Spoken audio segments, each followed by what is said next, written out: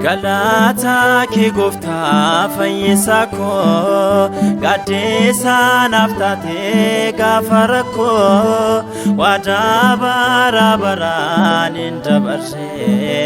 fayyena namutaaf situ kenne Galata ki gofta fayyisa ko gaddisa naftate gafara ko wada barabaran indabarse gaddisa namutaaf situ kenne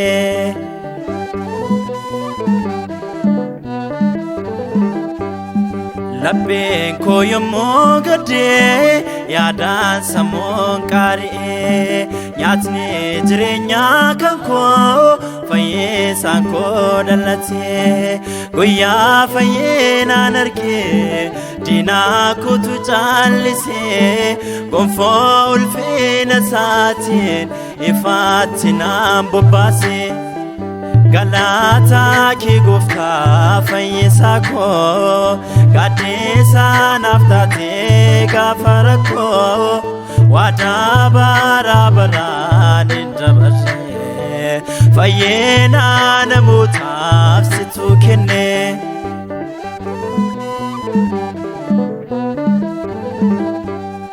Abeda barasudo ya goftano barare fuldura kenya bawo qulqullun ergamane kan yakkarra debinu wangeelanon barsise maqaa kee kan waamannu galataaf nu taasise Galata ki gofta fayyisa ko gaddisa naftate gafara ko wada barabaran indabarse fayyena namutaaf situ kenne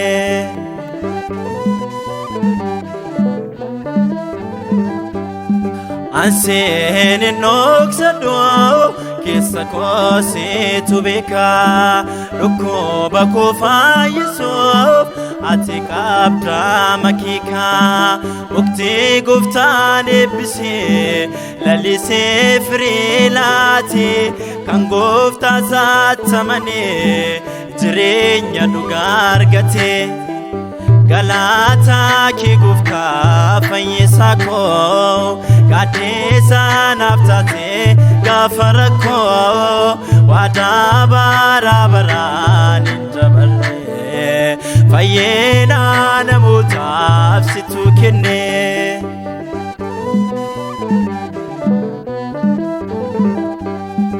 Eme mankuna fakte mucaa kutte nawamte badisa naaf dhufe maqaa keetiin naaf kaafte maaloo maal jedheen himaa oolmaa keetirra darbe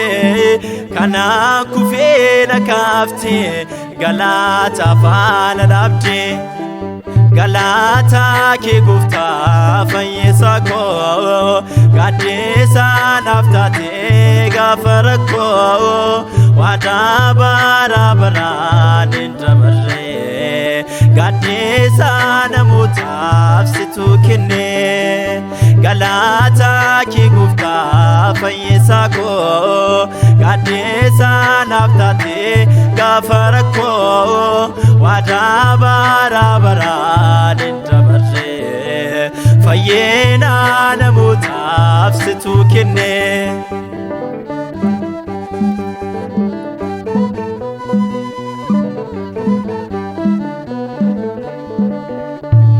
Inni